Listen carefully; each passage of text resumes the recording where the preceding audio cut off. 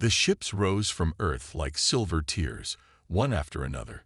Thousands of them pushed through the atmosphere, leaving behind trails of white smoke against the blue sky. On the massive viewing screen in the Galactic Council chamber, the exodus looked almost beautiful. "Finally," whispered Counselor Zixthar, his scaled skin shimmering under the artificial lights. "The problem solves itself." The other council members watched in silence as humanity abandoned their homeworld. Earth had grown sick over the centuries. Its oceans rising, its air thick with pollution, its resources nearly depleted. For decades, humans had begged the Council for the technology to save their planet. For decades, the Council had denied them. Admiral Frank Howard stood on the bridge of the lead ship, the Endeavour. His weathered face remained expressionless as Earth grew smaller on the view screen. At 63 years old, he had never imagined ending his career by leading humanity away from the only home they had ever known. "Admiral," said Lieutenant Steve Gordon, "the last transport has cleared the atmosphere. All 23,000 ships are now spacebound." Frank nodded. "Send the signal to begin our scatter pattern." This was the largest coordinated space maneuver in human history. Nearly 2 billion people packed into hastily built generation ships, each with different destinations among the stars. The remaining 5 billion had chosen to stay, preferring to die on Earth rather than face the unknown. Dr. Lisa Reeves floated in the Endeavour's observation dome, watching her planet fade to a small blue dot. As head scientist for the Exodus mission, she had spent 15 years helping design these ships. Now her real work would begin, keeping humanity alive during their long journey to find new homes. "It's still not too late to turn back," said a voice. Lisa turned to see Counselor Ilara Voss, one of the few council members who had ever shown sympathy to humans. The tall, silver-skinned Centaurian woman moved gracefully despite the unfamiliar gravity.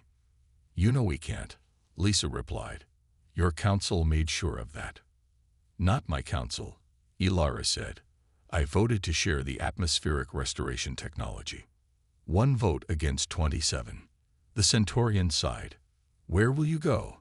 "The Council has claimed all habitable worlds within reach of your ships." Lisa smiled for the first time that day. "That's for us to know." Back in the Council chamber, the alien representatives were already discussing what to do with the abandoned Earth. Some wanted to mine its remaining resources. Others suggested turning it into a nature preserve. None seemed concerned about the humans themselves. Only Counselor Voss, after returning from the Endeavour, seemed troubled. "We may have made a grave mistake," she told the gathering. "Humans are more adaptable than any species we've encountered. They built those ships in secret, right under our observation posts." "Primitive vessels," scoffed Zixthar. "Half will fail before reaching any viable system."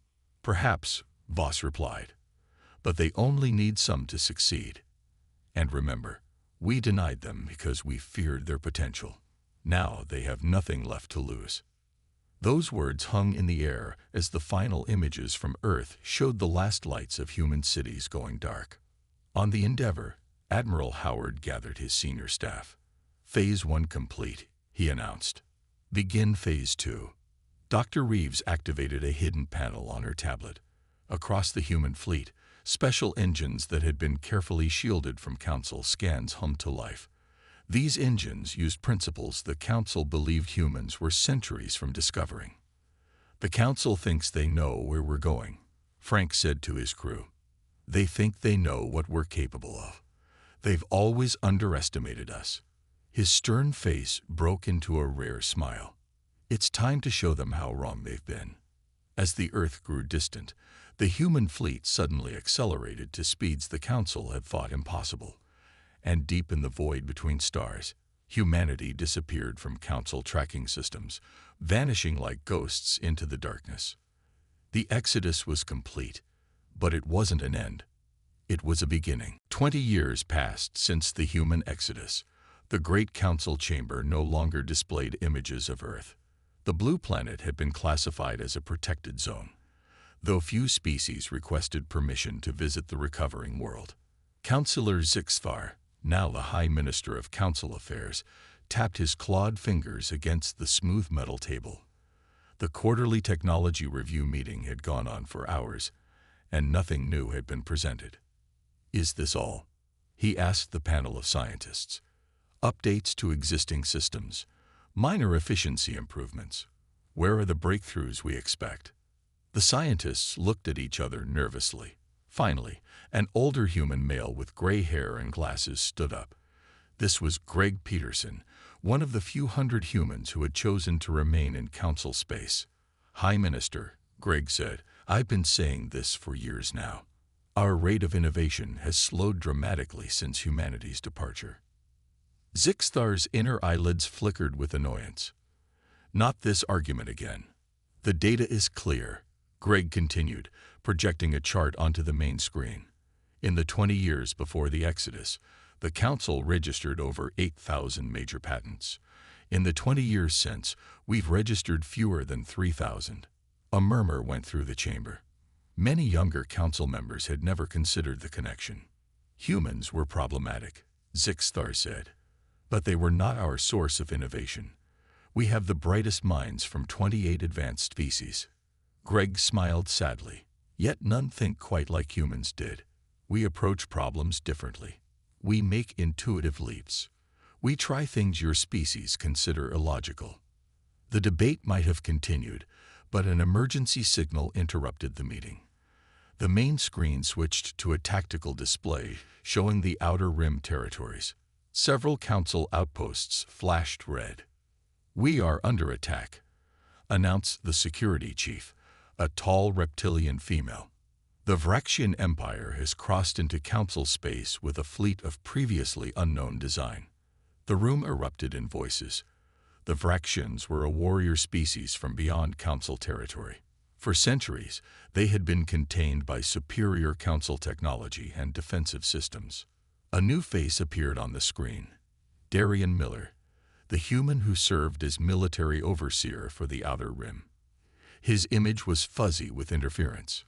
"Council, we are facing something new," Darian reported, the sound of alarms blaring behind him. "The Vraxians have developed shields that adapt to our weapons. Each hit becomes less effective than the last." "Impossible," said Zixthar.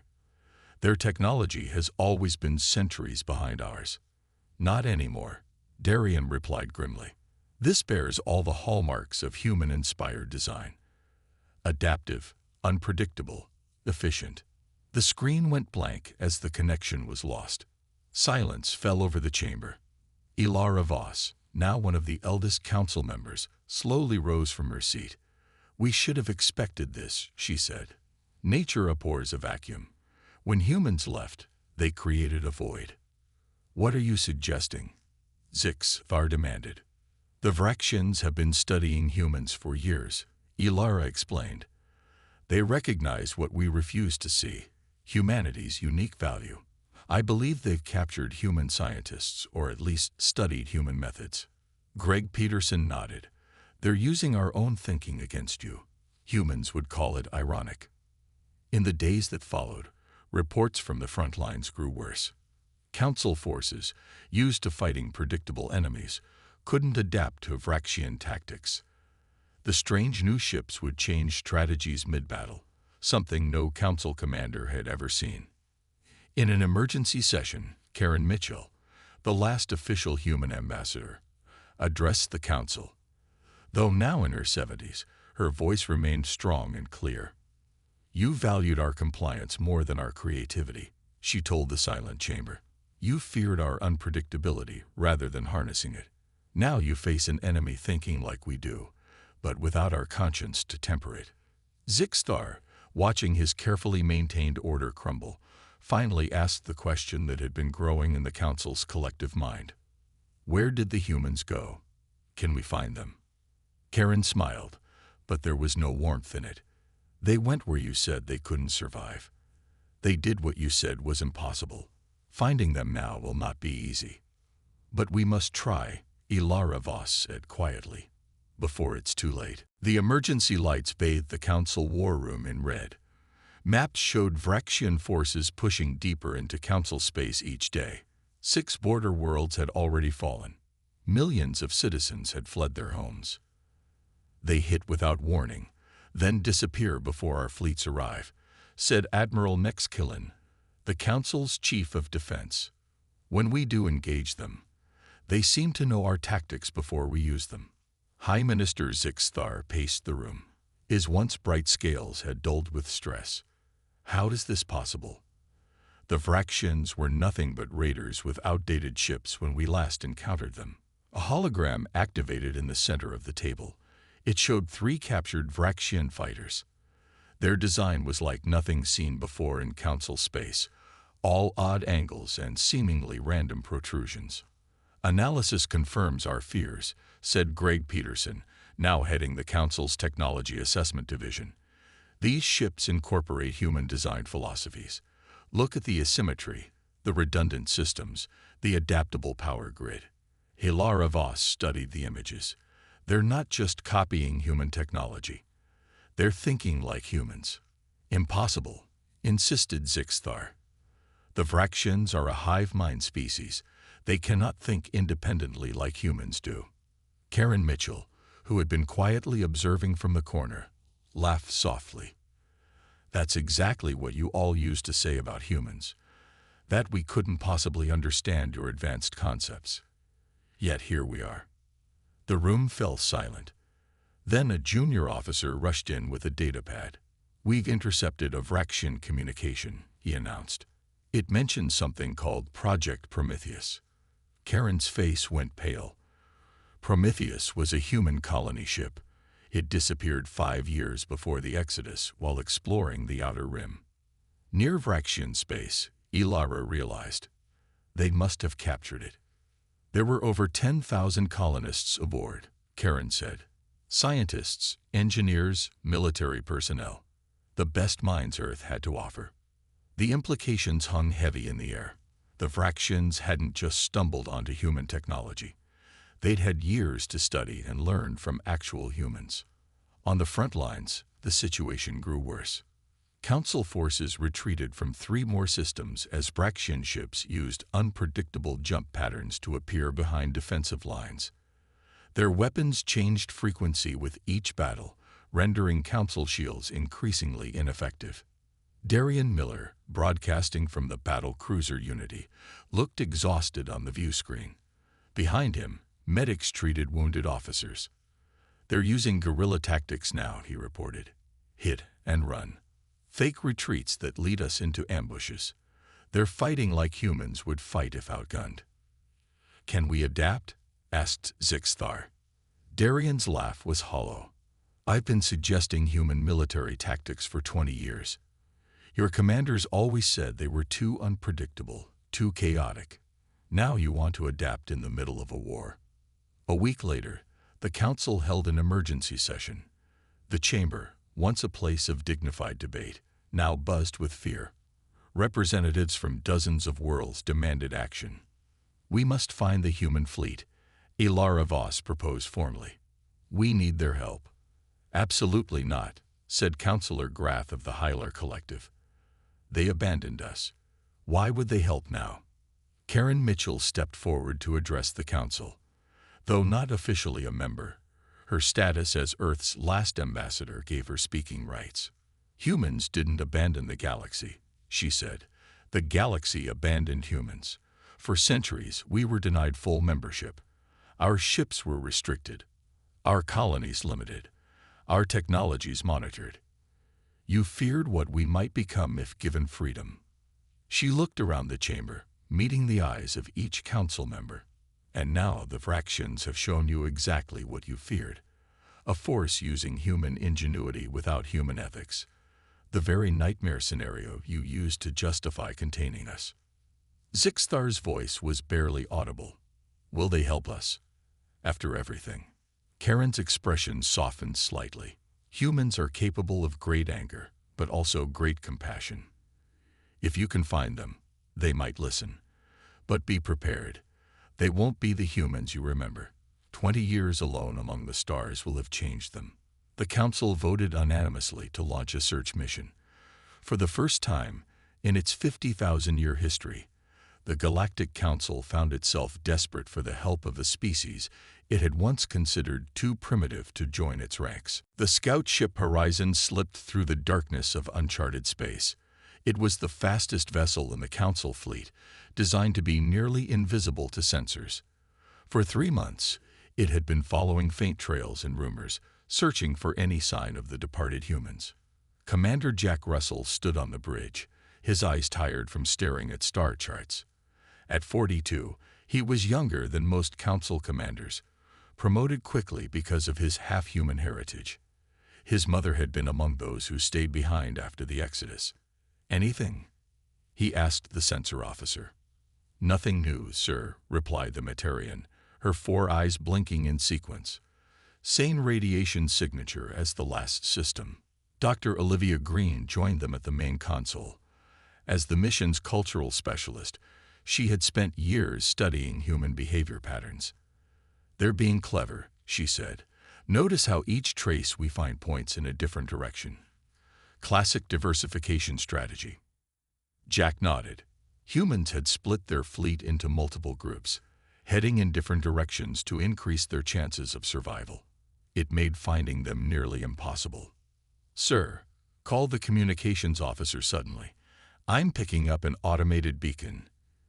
It's using an old Earth frequency." The bridge crew fell silent as a simple message repeated. "NSHA Outpost 17. Established 2156. Conditions unsuitable. Colony relocated." "NSHA?" asked the Metarian. "New Solar Human Alliance," Olivia explained. "They must have formed it after leaving Council space." Jack ordered the ship to the beacon's location. They found a small moon orbiting a gas giant. Scans showed abandoned structures on the surface, the remains of a human settlement. The away team wore environmental suits as they explored the ghost colony. Everything was orderly, as if the humans had simply packed up and left. No signs of disaster or attack. "Look at this," Olivia called, examining what appeared to be a farming area. They were growing plants in this soil. Council science said it was impossible. Too high in toxic metals. Another officer examined machinery in a sealed building. "This technology. I've never seen anything like it. They developed soil processors that extract heavy metals while leaving nutrients." Jack found the colony's computer core. Though most data had been wiped, some files remained. "They lived here for 6 years, he reported, then moved on by choice. The records show 15 similar outposts, all established and abandoned in sequence. They're testing environments," Olivia realized, "learning to live where we said they couldn't." Back on the ship, they followed a faint trail to another abandoned outpost, then another. Each showed signs of increasingly advanced technology, things the Council had believed were decades or centuries beyond human capability. Meanwhile, reports from Council space grew more dire. The Vraxians had taken 8 core systems. Their ships now used weapons that mimicked Council technology, but with unpredictable modifications. Classic human innovation applied to alien science. During a secure transmission with Council headquarters, Jack reported their findings. "We're getting closer," he told High Minister Zixthar. "Each outpost is more recent than the last, but I'm concerned about what we're seeing." "Explain," demanded Zixthar. "The humans aren't just surviving, sir. They're thriving. They've solved problems our scientists said were unsolvable. They're adapting faster than we ever imagined." Lara Voss joined the transmission. "Have you found any actual humans yet?" "No," Jack admitted. "Just their footprints. But they're watching us. Twice we've detected brief scans of our ship from unknown sources." The transmission was interrupted by an urgent alert. The Horizon's sensors had detected a small vessel approaching at incredible speed. "Impossible," whispered the Metarian sensor officer. "It's moving faster than any ship in Council records." On the view screen, a sleek craft appeared, unlike any design they had seen before. It moved with an agility that defied normal physics, coming to a perfect stop just 100 meters from the horizon. For several tense minutes, nothing happened. Then a transmission came through on all frequencies, clear and direct. Council Vessel Horizon. This is Scout Ship Liberty of the new Solar Human Alliance. State your business in human space. Jack and Olivia exchanged looks. After months of searching, humans had found them instead. The human ship Liberty escorted the Horizon to a moon orbiting a massive gas giant. From space, the moon looked barren and hostile. Exactly the type of world the Council had deemed uninhabitable for humans.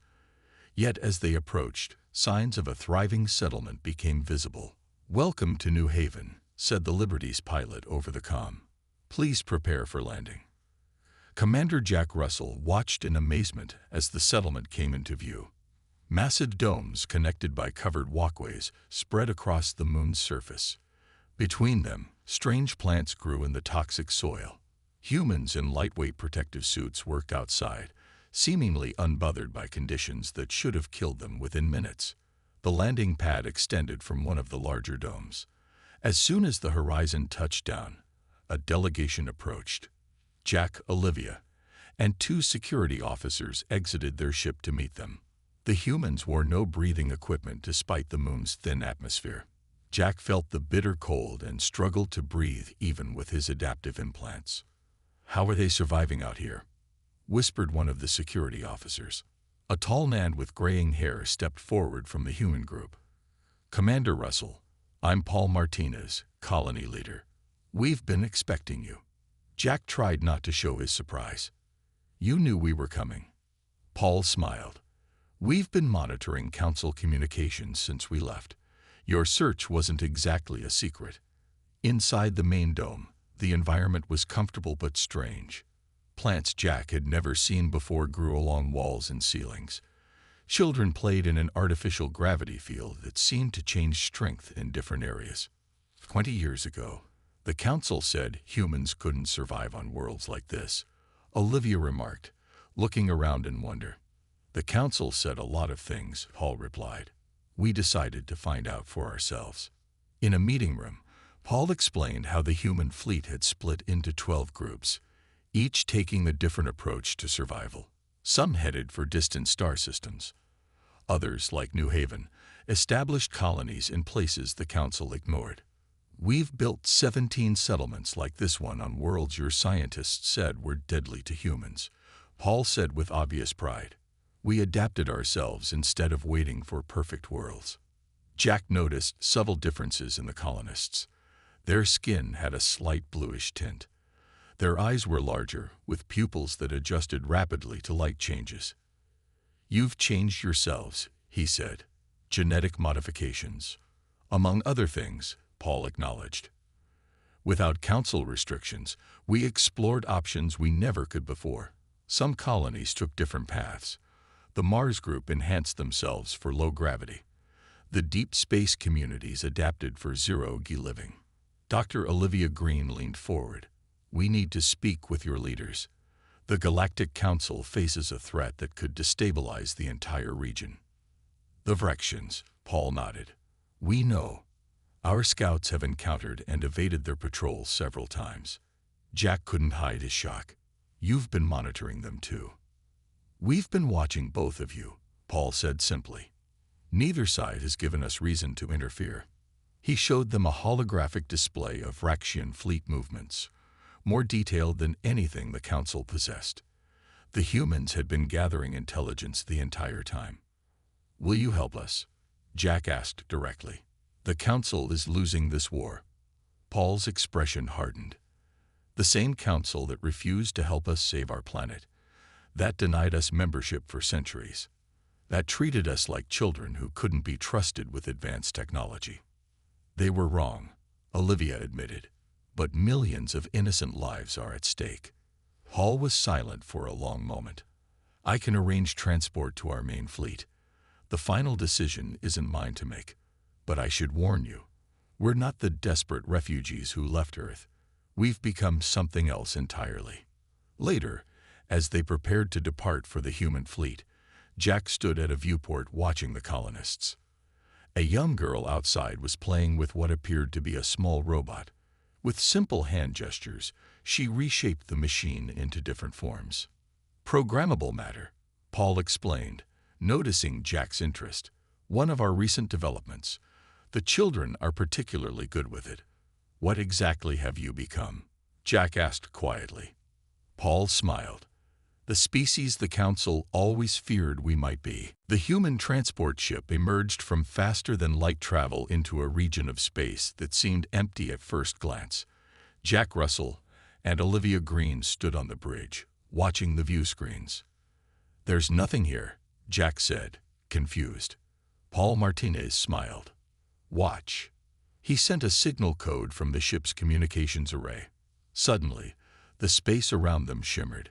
Massive structures appeared where there had been nothing but stars a moment before.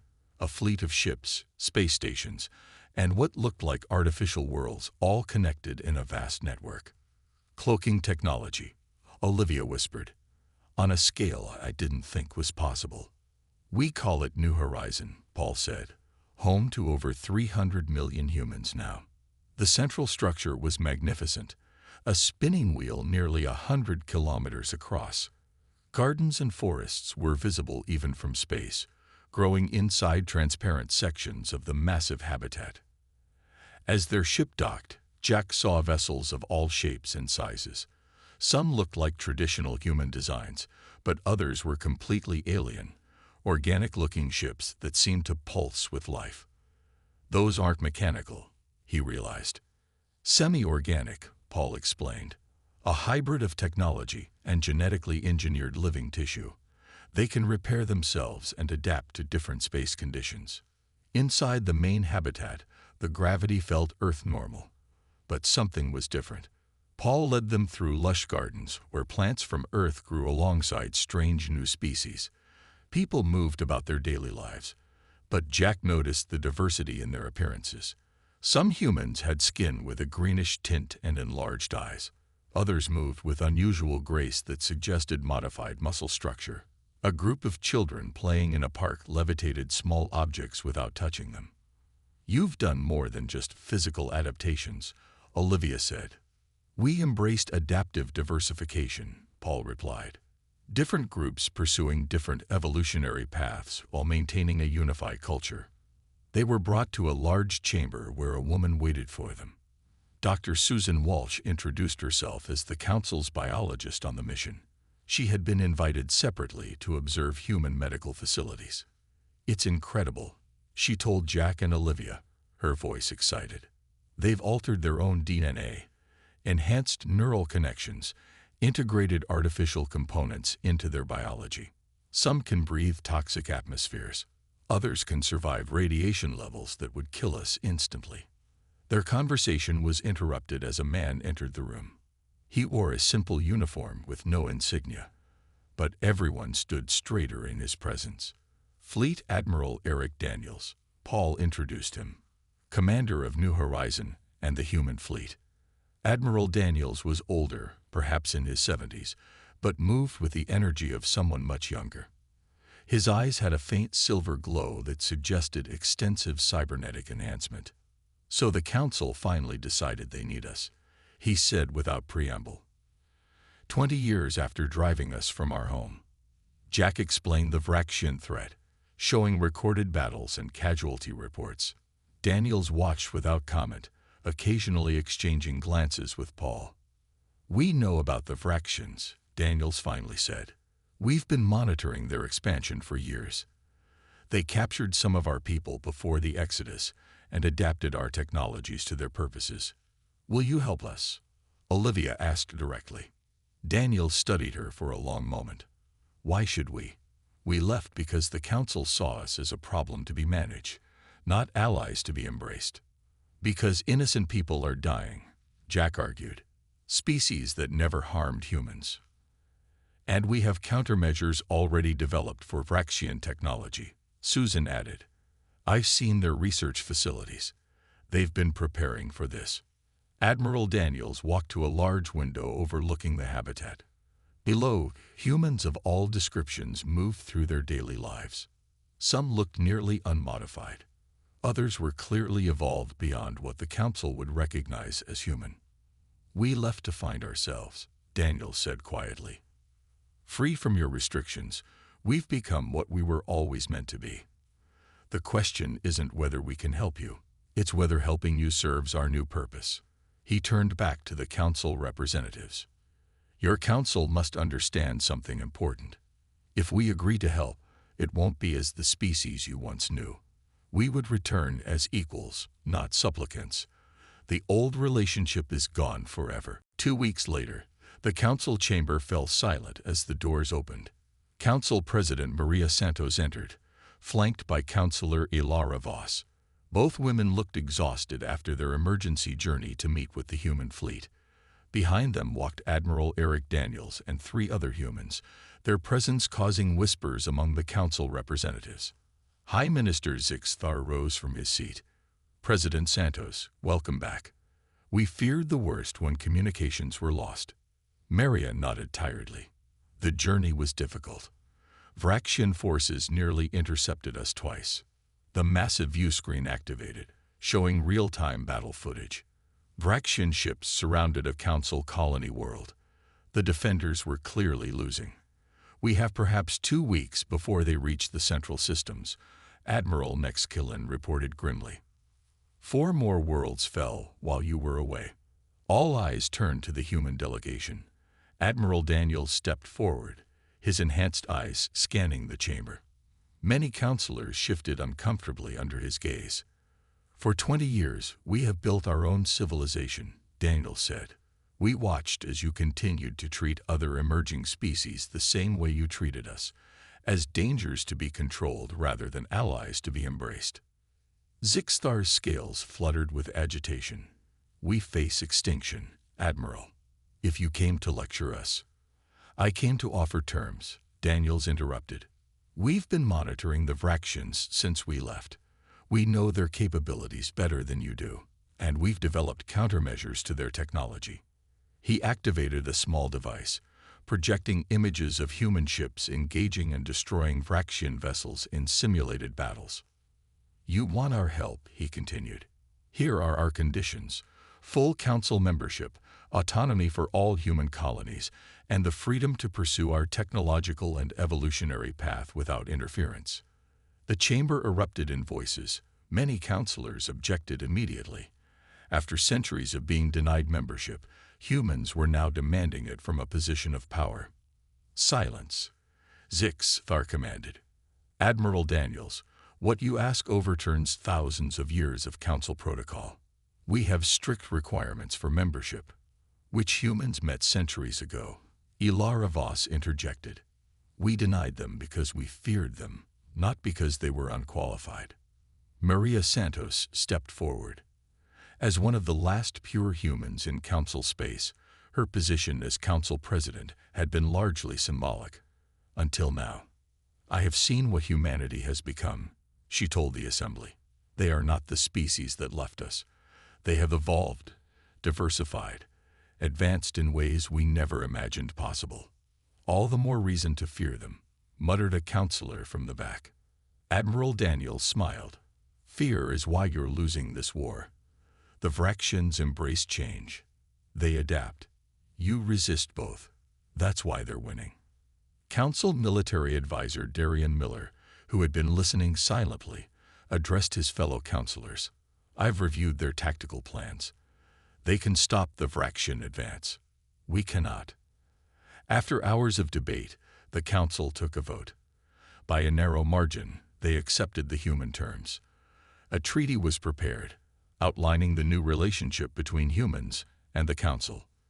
For the first time in its history, the council had been forced to negotiate from a position of weakness. Not all humans were pleased with the arrangement. As the council session ended, Paul Martinez confronted Admiral Daniels in a private chamber. They abandoned us to die, Paul said angrily. Now we save them.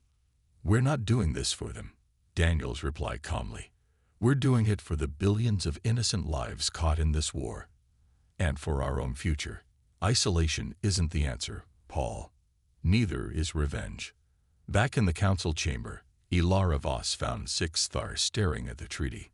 This changes everything, he said quietly. It restores balance, she corrected him. For too long, The Council has valued stability over growth. We feared change so much that we stopped evolving. Outside, human ships began arriving through faster-than-light jumps. Their designs were unlike anything seen in Council space before. Beautiful, organic, powerful. As Council citizens watched from observation decks, many felt something they hadn't experienced in years. The combined human Council fleet gathered at Proxima Centauri, the last defensible position before the core worlds. 500 Council vessels formed a rigid defensive line. Among them moved 200 human ships of various designs, from massive carriers to small, agile fighters that seemed to flicker in and out of normal space. On the command ship, human officers worked alongside Council tacticians, though not without tension. Commander Samantha Wells studied the tactical display as the Vraxian Armada approached. At 36, she was one of the youngest fleet commanders, chosen for her unconventional thinking. "They're using a standard approach vector," noted Admiral Nexkillen. "We should hold position and concentrate our firepower on their center." Samantha shook her head. "That's exactly what they expect. They'd studied Council tactics for years." She moved her hands through the holographic display, rearranging the fleet into a scattered formation that seemed chaotic. "What are you doing?" Nexkillen demanded. "You're breaking up our defensive line." "Defense won't win this battle," Samantha replied calmly. "The Vraxians adapt to patterns, so we'll give them no pattern to adapt to." Despite protests from Council officers, Admiral Daniels supported Samantha's plan. The human ships moved into seemingly random positions, some dangerously close to the arriving Vraxian fleet. The battle began with a massive Vraxian energy barrage, but instead of hitting the expected defensive line, their weapons found mostly empty space. The human ships, using technology that bent light around their hulls, were no longer where they appeared to be. Council tacticians watched in amazement as human vessels performed maneuvers they had believed physically impossible. Some ships appeared to be in two places at once. Others accelerated at speeds that should have crushed their crews. "Inertial dampeners," explained Paul Martinez, now serving as liaison officer, "and quantum positioning systems. We developed them years ago." The Vraxians, encountering tactics they couldn't predict, began to falter. Their hive mind, so effective against the predictable Council, couldn't process the chaotic human strategy. Samantha directed a squad of smaller human ships to target what appeared to be minor support vessels in the Vraxian fleet. Council officers objected to wasting resources on such trivial targets. "Those aren't support ships," Samantha explained. "They're command nodes. The Vraxians hide them among their fleet." She was right. As the human ships disabled these hidden command vessels, the Vraxian attack lost coordination. Their adaptive shields, so effective against standard weapons, couldn't adjust to the constantly changing frequencies of human energy beams. In the final phase of the battle, Samantha ordered a maneuver that seemed suicidal, sending a third of the fleet directly into the heart of the Vraxian Armada. Council officers watched in horror, expecting catastrophic losses. Instead, the human ships released thousands of tiny drones that attached to Vraxian vessels. Each drone broadcast a different signal, confusing the hive mind's communication network. Within minutes, the mighty Vraxian fleet began to break apart, their ships firing on each other in confusion. The battle ended with a Vraxian retreat, the first major defeat they had suffered in the war. In the weeks that followed, human Council forces pushed the Vraxians back to their own territory. The Council, once resistant to human methods, now eagerly incorporated their tactics and technology. 6 months later, Admiral Daniels and President Santos stood on the observation deck of the newly constructed Council headquarters on New Earth, a world once deemed too harsh for habitation, now thriving with a mixed population of humans and Council species. "The Council has changed more in 6 months than in the previous 1,000 years, Santos observed. "New member species are being admitted. Research restrictions have been lifted. Even the Vraxians have opened diplomatic channels." Daniels watched as a group of children, some human, some alien, played in the gardens below. We needed to leave to find ourselves, he said quietly, and you needed us to leave to understand what you were losing. Santos nodded. What happens now?